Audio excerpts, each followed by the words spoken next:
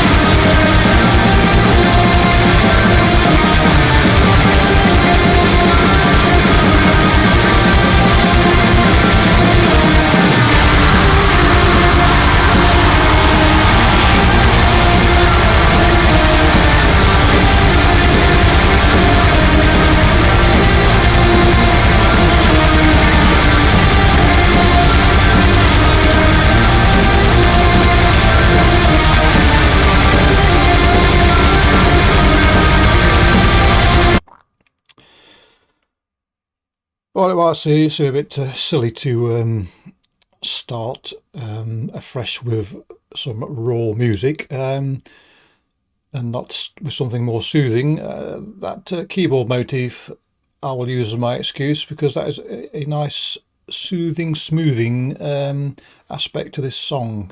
Yes, the rest of it's all raw and raucous and loud, but that keyboard sort of, if the rawness chafes at you, the keyboard is a salve to take away the irritation or pain. So it's not all recklessness here. There is some sort of method to the madness.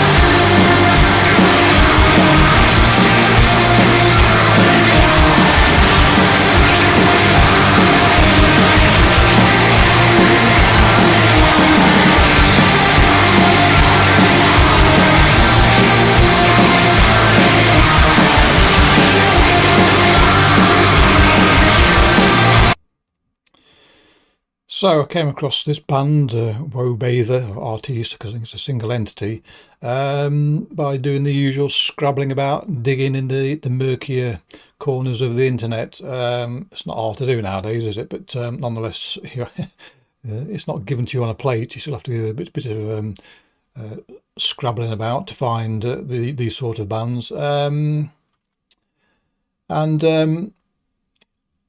It's one of those raw sounding bands, but at difference to some of the other bands or artists that apply this sort of sound,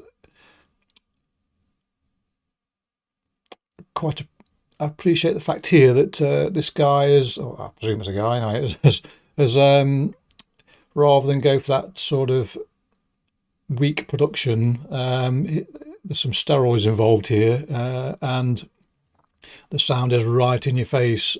So often with these sort of artists, I find I have to raise the volume to fully appreciate the racket, whereas this one I had to turn it down a little bit. Yes, it's nice to have something with a bit of with hammers, shall we say.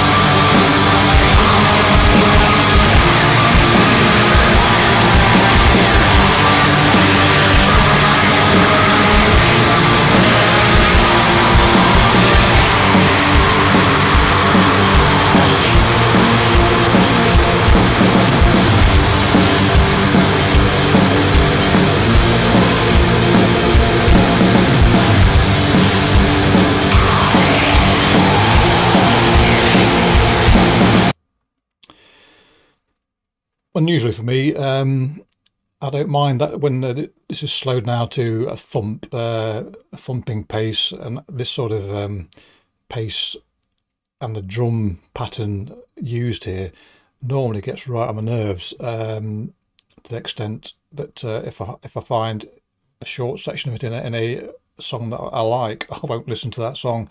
Here though, he's getting away with it for some reason. It's probably because it is, as I say, well to the fore. And it is sort of judiciously used. It's not a significant part of this song, so I can live with it. What was the other point? Yeah, the dynamics here are quite different. Those of you that know me know I like the 10 to a dozen stuff, but the slower bits here do allow for that contrast for you to appreciate the faster bits, so I can't complain too much about these slower sections.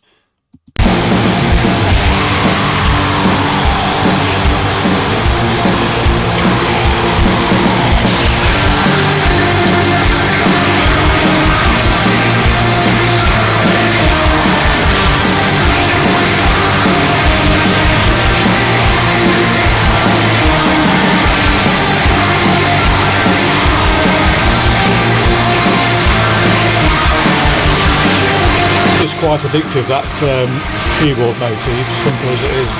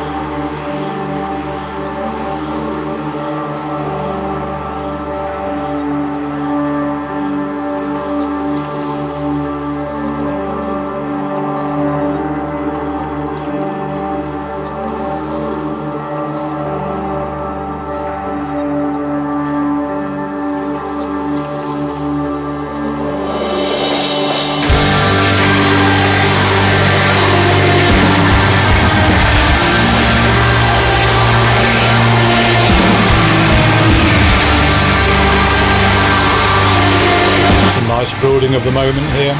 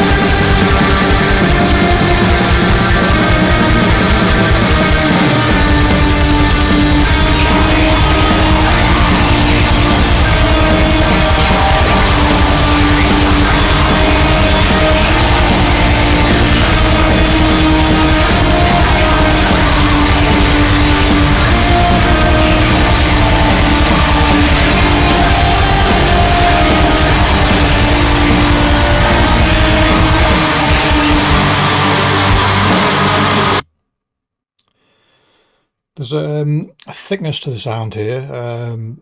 It is a full sound, which is appreciated. It's sort of a bit as if the song has been dipped in crude oil, and it drips with the.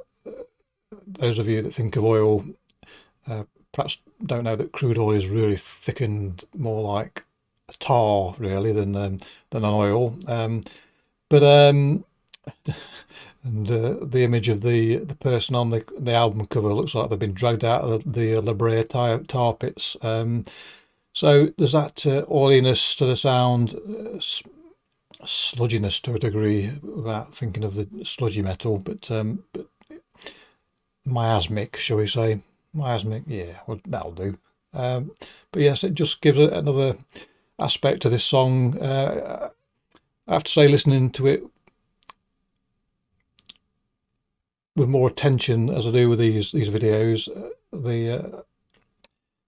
I'm struck that that the speed that I like isn't as prevalent as I thought it was. So it's a good indicator of how good a song is when the bits that you like, if they're not there as much as you thought, then the rest of the song must be good enough for you not to notice, if that makes sense.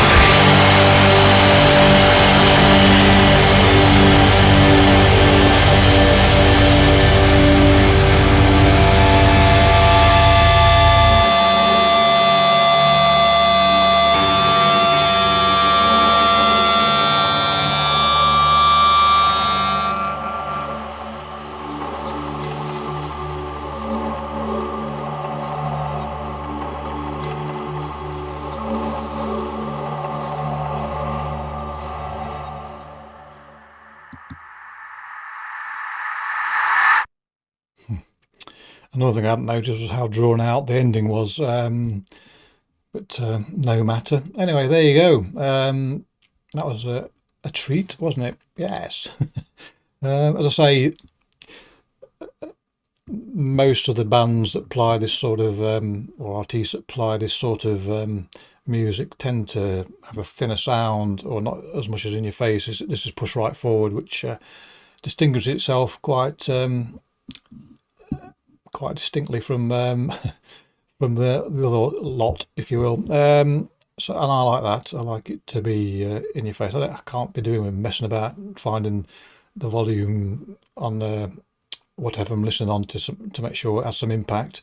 So yes, the joys of scrabbling about and scratching away at the dirt that encrusts the interwebs and finding something not shiny but something worthwhile beneath. Okie dokie then. there you go.